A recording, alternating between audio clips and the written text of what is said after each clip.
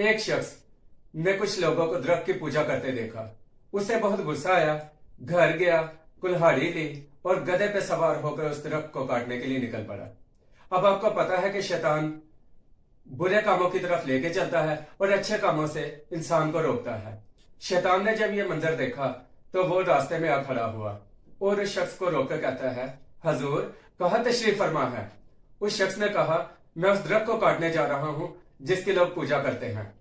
شیطان نے کہا، حضور چھوڑے، آپ کیوں جھگڑے میں پڑتے ہیں؟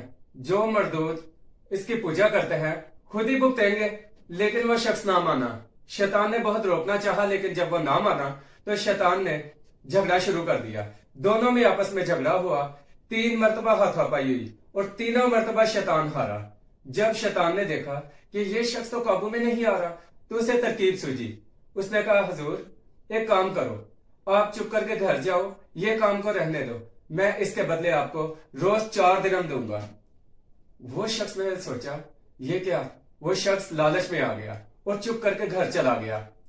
روز صبح اٹھتا اور بستر کے نیچے سے اسے 4 درہم مل جاتے، کیونکہ شیطان نے یہی وعدہ کیا تھا۔ 1 دن، 2 دن، 4 دن، 10 دن، 12 دن، کچھ دن تو درہم ملتے رہے، لیکن پھر وہی حال، درہم ملنا بند ہو گئے۔ جب کافی دیر تک درہم نہیں ملے تو اس شخص کو پھر غصہ آیا، اٹھا اور کلہاڑی پکڑی اور درخت کاٹنے کے لیے نکل پڑا۔ اب شیطان پھر سے راستے میں آ گیا، حضور کہاں جا رہے ہیں؟ اس شخص نے کہا، آج تو میں اس درخت کو کاٹ کے ہی رہوں گا۔ تو شیطان نے کہا، حضور چھوڑیں، آپ کیوں لوگوں کے جھگڑے میں پڑتے ہیں؟ جو مردود اس کی پوجا کرتے ہیں خود ہی بھگتیں گے۔ لیکن وہ شخص اس دن نہ مانا۔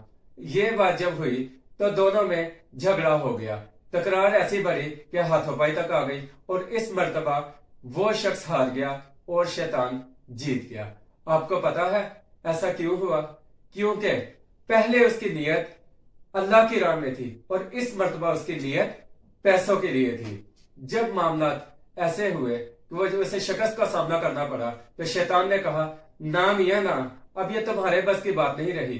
پہلے تم اللہ کی راہ میں کام کر رہے تھے، اس مرتبہ تم درہم کے لیے جا رہے ہو، اب نہیں، چپ کر کے گھر چلے جاؤ، نہیں تو تمہاری گردن اڑا دوں گا۔ وہ شخص شرمندہ ہو کر گھر چلا گیا اور معاملات وہی کے وہی رہ گئے۔ تو دوستو، اگر ہم اللہ کے لیے کام کریں تو ہمیں اللہ پاک کوئی عجیب ہی طاقت عطا فرما دیتا ہے کہ ہم اس کام کو کر ہی لیتے ہیں۔